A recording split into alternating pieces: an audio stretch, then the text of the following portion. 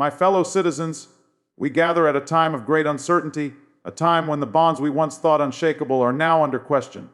For decades, the partnership between India and the United States was hailed as a bridge between East and West, between democracy and democracy, between promise and progress. Together, we dreamed of innovation without borders, of prosperity without limits, and of a world where freedom and fairness would guide our shared destiny. But today, I stand before you to say something we never thought we'd have to admit: that partnership is fraying. India and the United States, friends no more. Now let me be clear, this is not the result of one moment or one mistake or one disagreement. It is the slow unraveling of trust. It is the erosion of shared purpose. It is the failure to listen and the refusal to compromise. Where once we saw common ground, we now see contested ground. Where once we saw allies, we now see rivals.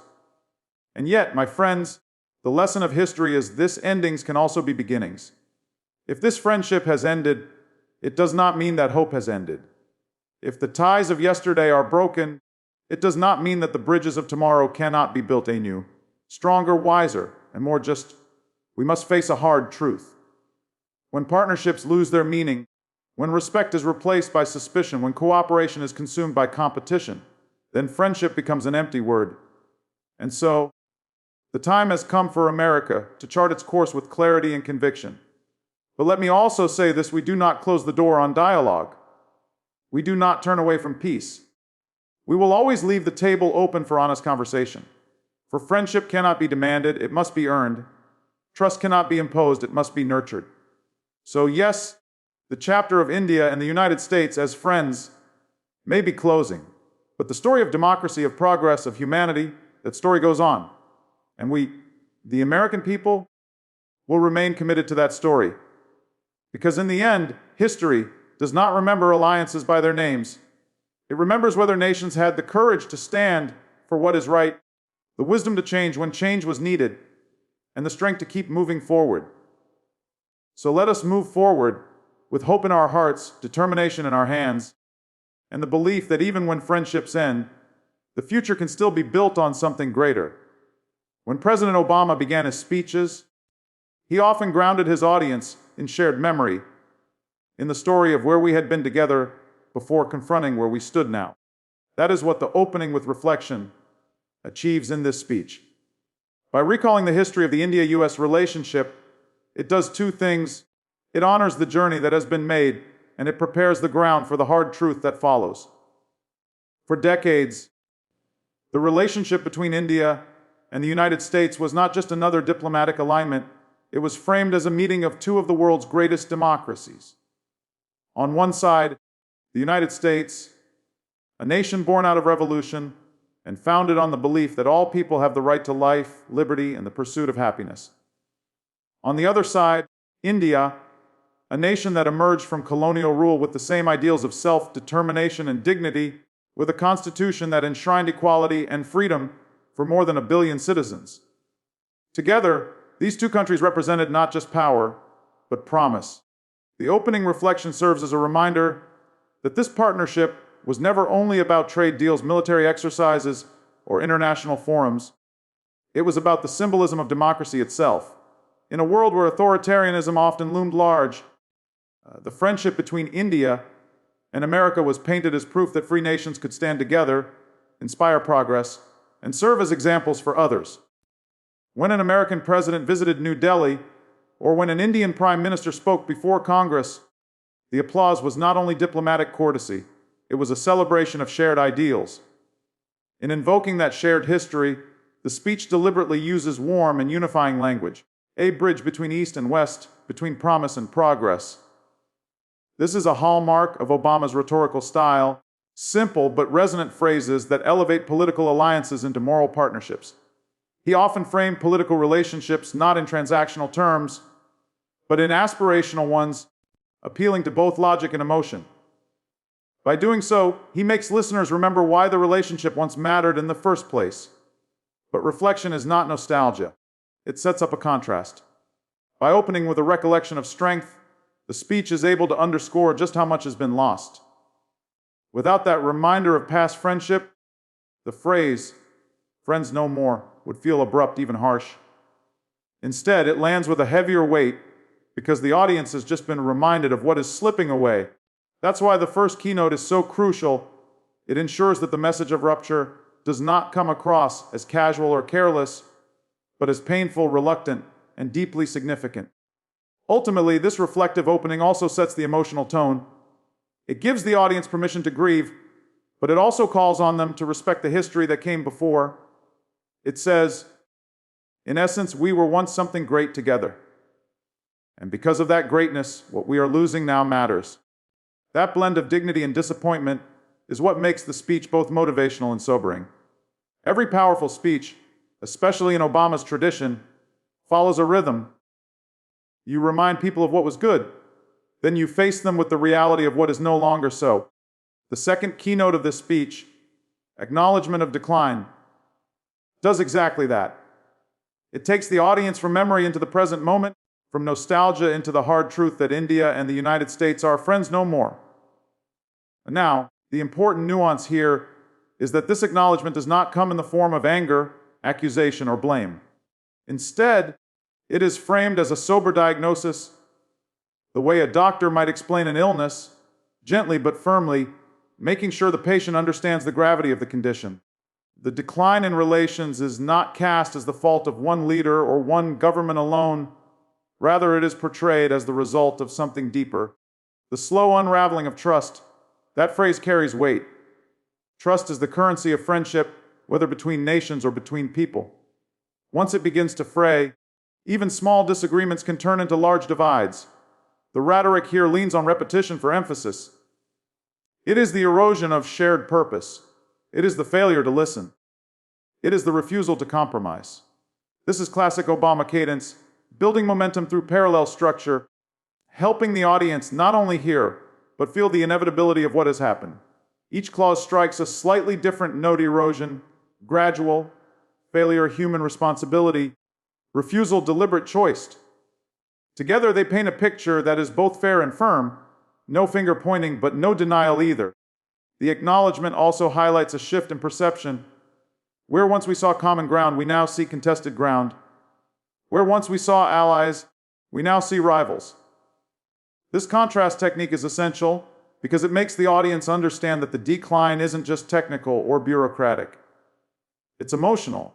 It's about how two nations now see each other.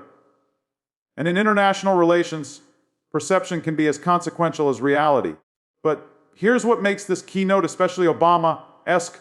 Even as the decline is acknowledged, it is not declared as a catastrophe or as an irreparable betrayal. Instead, it is framed as a solemn truth we must accept. Obama's leadership style often involved telling people hard truths, but balancing them with dignity, ensuring they did not walk away with despair, but with a sense of responsibility. By acknowledging the decline in this manner, the speech refuses to sugarcoat reality while still leaving space for growth later. This keynote, then, is the turning point in the speech.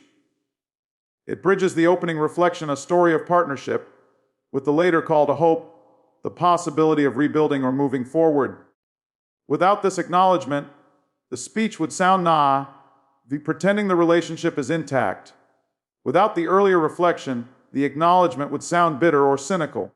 But together, they form a balancing pride in what was, clarity about what is. One of Barack Obama's signature rhetorical strengths was his ability to cut through noise and confusion with a phrase that began, "Let me be clear." It was never just a transition. It was an invitation to focus, a moment when listeners instinctively leaned in because they knew he was about to say something essential. In this speech, that same technique anchors the third keynote, clarity about why the friendship between India and the United States has unraveled. Clarity, in this case, means refusing to reduce the rupture to a single incident, a single administration, or a single disagreement. Political tensions are rarely born in an instant. They are the accumulation of choices, the piling up of unmet expectations, the subtle drifting apart of priorities. By declaring that the break is not the product of one moment, or one mistake, or one disagreement, the speech ensures that the audience doesn't look for scapegoats. Instead, it guides them toward a deeper understanding. The decline is systemic, rooted in a gradual shift of trust and purpose. This is a hallmark of Obama's communication style, avoiding the trap of sensational blame, and instead offering an analysis that feels thoughtful, reasoned, even professorial, yet still accessible. He had the gift of making people feel that he was not talking down to them, but rather inviting them to think with him. And that's what this keynote does. It draws the audience into the process of understanding why a friendship that once seemed natural has now become strained. The clarity is sharpened through simple, forceful contrasts. Where once we saw common ground, we now see contested ground. Where once we saw allies, we now see rivals. Notice how the parallelism makes the message unambiguous. This is not diplomatic jargon or technical detail, it is plain speech. Obama often insisted that leaders should not hide behind complexity when explaining moral or political challenges. Here, the clarity makes the message resonate emotionally as well as intellectually. But Obama-style clarity was never about oversimplification. It was about balance. After stating a hard truth, he often left space for nuance. In this case, clarity is used not to close the book, but to frame the issue honestly before pointing toward hope. When the speech identifies erosion of shared purpose and failure to listen as causes, it's not simply condemning. It is also suggesting that these problems, while serious, are human-made and therefore potentially human-fixable. This keynote matters because it prevents denial. Nations, like individuals, often prefer to gloss over tension, to pretend that relationships are intact long after they have frayed. But a leader's job, and Obama excelled at this, is to speak the truth plainly, even when it hurts. By doing so, he builds credibility. By doing so, he earns the audience's trust. So in this section, clarity is not just rhetorical, it is ethical. It tells the American people and the world that honesty about decline is the only way to move toward renewal. And that lesson is as vital in diplomacy as it is in democracy. Without clarity, there can be no course correction. Without truth, there can be no reconciliation. If the second and third keynotes force us to confront the decline in the India-US relationship, then the fourth keynote performs one of the most essential tasks in any Obama-style speech. It lifts us from despair to possibility. This is the hopeful pivot, the moment when the audience is reminded that endings are not just closures but also openings, that decline is not the final word, and that even broken partnerships can yield new beginnings. Barack Obama often spoke with a gift for reframing difficulty as opportunity. He would acknowledge hardship with honesty, but he never left people stranded in hopelessness. Instead, he pivoted toward resilience, toward the human capacity to endure and rebuild. In this speech, that spirit emerges in the lines, "If this friendship has ended, it does not mean that hope has ended. If the ties of yesterday are broken, it does not mean that the bridges of tomorrow cannot be built anew." The rhetorical device here is critical conditional statements paired with reassurance. By saying, "if it does not mean," the speaker teaches the audience to separate what has been lost from what can still be gained. Obama used this pattern often because it resonates at both an intellectual and emotional level. It reminds people that life and history are never defined solely by a single chapter. The hopeful pivot also transforms the tone of the speech. After dwelling on erosion, suspicion, and rivalry, it introduces language of construction and renewal, bridges, beginnings, tomorrow. These are words that signal motion forward, words that lift the spirit. Obama often balanced heavy truths with imagery that inspired action rather than paralysis. Here, the pivot ensures the audience walks away not with cynicism, but with motivation to imagine what comes next. Another layer of the hopeful pivot is humility. Instead of declaring that America alone will dictate the future, the speech acknowledges that the bridges of tomorrow must be built together. Even if the current partnership has failed, the idea of cooperation is not abandoned. This humility is characteristic of Obama's style, a recognition that progress requires dialogue, patience, and mutual respect. What makes the hopeful pivot powerful is that it does not promise reconciliation. It does not say that India and the United States will inevitably become close again. Instead, it promises that hope itself will not be abandoned. This is subtle but important. It avoids false optimism while still guarding against despair. It assures the listener that even if one friendship has ended, the American story, The broader pursuit of democracy, fairness, and progress remains alive. In effect, this keynote provides emotional balance. Without it, the speech would sound like a eulogy. With it, the speech sounds like a turning point. The audience is invited not to mourn endlessly, but to reimagine. Obama often reminded people that history bends not toward despair, but toward justice, but only if we do the bending. This pivot, then, is the hinge on which the whole speech turns, from grief to growth, from rupture to renewal, from the pain of loss to the possibility of tomorrow.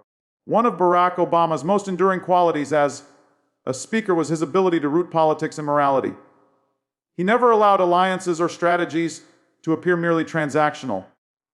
Instead, he elevated them to a question of values. What do we stand for? What principles guide our partnerships?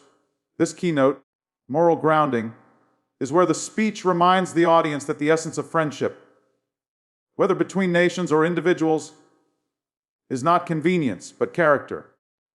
The central idea here is simple yet profound. Friendship cannot be demanded, it must be earned. Trust cannot be imposed, it must be nurtured. These lines strike at the very heart of diplomacy. They emphasize that relationships built on opportunism or power games are fragile, while those grounded in respect and integrity endure. Obama often used such moral clarity to reset the frame. It wasn't about short-term victories, but about long-term truths. By highlighting this principle, the speech ensures that the audience understands the rupture not as a failure of strategy, but as a failure of respect. When partnerships lose their meaning, when respect is replaced by suspicion, when cooperation is consumed by competition, then friendship becomes an empty word. This is not just commentary on India and the United States, it's a broader lesson about what sustains any alliance. In Obama's style, it lifts the discussion from the specific to the universal, from one bilateral relationship to the very idea of global community. This moral grounding is also meant to inspire accountability. It tells Americans that their role in the world cannot simply be about pursuing advantage. It must be about living up to values that define them as a people. And it subtly signals that India, too, must reflect on whether its actions have honored those same values. Obama often avoided direct confrontation in his speeches, preferring instead to appeal to shared ideals. By focusing on the principle of respect, one of the most striking qualities of Obama's leadership style was his ability to project firmness without closing the door to dialogue. He often reminded the world that America was a strong nation, willing to act with conviction, yet never too proud to sit at the table and talk. This keynote, firm yet open stance, captures exactly that duality. The speech emphasizes that, with the India-US friendship fractured, America must chart its course with clarity and conviction. That language signals determination. It tells the audience that America will not drift aimlessly or cling to a partnership that no longer serves its principles. In Obama's voice, firmness is never about bluster or aggression. It is about clarity of purpose. It reassures the American people that their nation has the strength to move forward, even if it means walking alone.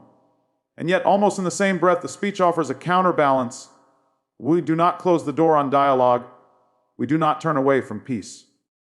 We will always leave the table open for honest conversation. This is where the Obama touch becomes evident. Instead of letting firmness harden into hostility, he tempers it with humility. He insists that America will stand tall, but not with clenched fists, with open hands, ready for reconciliation if respect can be restored. This duality matters. Too much firmness without openness can sound like arrogance. Too much openness without firmness can sound like weakness. Obama's genius was in weaving both together, creating a position that felt strong but humane. This keynote preserves that balance by affirming that America will act with conviction, but also with restraint, always aware that the door to future friendship must remain ajar. The moral undertone here is also important. When the speech says, "Friendship cannot be demanded, it must be earned. Trust cannot be imposed, it must be nurtured," it reflects a philosophy of humility. America will not chase after partnerships at any cost, nor will it burn bridges recklessly. Instead, it will hold steady to its values while inviting others to meet it on equal terms. That's not weakness, that's dignity. Another layer of this keynote is its audience management. By adopting a firm yet open stance, the speech reassures Americans that their nation is not retreating from the world, nor is it bending over backward to maintain an alliance at any cost. At the same time, it sends a message to India and to the international community America is principled, not petty. It may walk away from unhealthy partnerships, but it does so without malice, always leaving space for reconciliation. Ultimately, this keynote defines America's posture in the face of a fractured friendship. It says we are strong enough to stand on our own, wise enough to keep the door open, and patient enough to let the future unfold with dignity. In Obama's style, it transforms what could sound like bitterness into a statement of balance, strength without arrogance, openness without naivety. One of Barack Obama's greatest strengths as a speaker was his ability to take a local or specific issue and place it within the larger arc of human history. He rarely allowed his words to remain confined to one nation's politics or one conflict's moment. Instead, he invited his audience to step back, to see the broader canvas, the story of democracy, humanity, and justice unfolding across time. This keynote, Universal Perspective, captures that widening of vision in the speech. After acknowledging the decline of the India-US friendship and affirming America's firm but open stance, the speech pivots outward. The chapter of India and the United States as friends may be closing. But the story of democracy, of progress, of humanity, that story goes on. This is not simply a line about foreign policy. It is a reminder that no single partnership defines the destiny of freedom or the struggle for justice. The ideals are larger than the alliance. This technique is crucial. It prevents the audience from falling into despair over the end of one relationship. Instead, it situates the rupture within the broader resilience of democratic ideals. Obama often spoke about the long arc of history, famously reminding people that it bends toward justice, but only if people bend it. In this speech, the universal perspective ensures that listeners do not confuse the failure of a friendship with the failure of freedom itself. The universal perspective also serves to inspire humility. It tells America, in essence, we are part of something bigger than ourselves. Our values, our actions, and our alliances are meaningful not because they serve our interests alone, but because they contribute to a global narrative of human dignity. By lifting the message beyond India and the United States, the speech reminds the audience that democracy is a collective experiment, one that extends across continents and generations. Another powerful function of this keynote is inclusivity. By expanding the lens, the speech speaks not only to Americans, but also to people around the world who may be listening. It assures them that even if this partnership has weakened, the United States remains committed to the broader cause of justice, fairness, and human progress. Obama often used this style to build bridges with global audiences, making them feel that America's struggles and triumphs were part of a shared human story. Moreover, the universal perspective softens the sting of the earlier rupture. By saying that the larger story continues, the speech places the end of India-US friendship in proportion. It matters, yes, but it does not define the fate of humanity. Nations rise and fall, alliances form and fracture, but the deeper quest for equality and freedom persists. This perspective offers consolation without denial, hope without naivete. Every great Obama speech ended not with policy details or intellectual arguments, but with uplift, a call to the heart, a reminder of resilience, a vision of the future that invited the listener to believe again. This final keynote, Inspirational Closing, serves exactly that purpose. After reflection, after truth-telling, after the balance of firmness and openness, the speech closes with hope. The key lines here embody that movement, because in the end, history does not remember alliances by their names. It remembers whether nations had the courage to stand for what is right, the wisdom to change when change was needed, and the strength to keep moving forward. This is quintessential Obama. Zooming out from the details of US-India relations to ask a timeless question: how will history judge us? Not by titles, treaties, or labels, but by the principles we lived out and the courage we carried. The cadence of this passage matters. It uses the three-part structure Obama so often employed: courage, wisdom, strength. Each word builds on the other, creating rhythm and gravity. It also shifts the responsibility from governments to people. History, Obama reminds us, is not just written by leaders, it is shaped by citizens, by everyday choices, by collective resilience. That universality allows the closing to resonate far beyond Washington or New Delhi. Another layer of the inspirational closing is emotional healing. The earlier portions of the speech force the audience to confront loss, the painful acknowledgement that friends no more is now reality. Without a hopeful conclusion, the speech might leave listeners deflated. Instead, the closing reframes loss as an opportunity. The end of a friendship is not the end of America's story, nor of democracy's story. It is simply a chapter turn. In Obama's style, the audience is reminded that despair is never the destination, perseverance is. The inspirational close also serves a motivational function. By declaring, "Let us move forward," with hope in our hearts, determination in our hands, and the belief that even when friendships end, the future can still be built on something greater, the speech is not merely consoling but energizing. It turns grief into action, nudging listeners to imagine themselves as participants in building that future. Obama often closed his speeches by inviting people to see themselves as agents of change, and this keynote carries that same charge. My friends, as we close this chapter, let us not be weighed down by endings, but lifted by the promise of what lies ahead. Friendships may fade, alliances may shift, but our capacity for hope, for renewal, for building something greater, that remains unbroken. The true test of nations and of people is not whether we avoid change, but how we rise to meet it. So let us walk forward with courage in our hearts, wisdom in our minds, and faith in our future. Thank you. God bless you, and may God bless our shared humanity.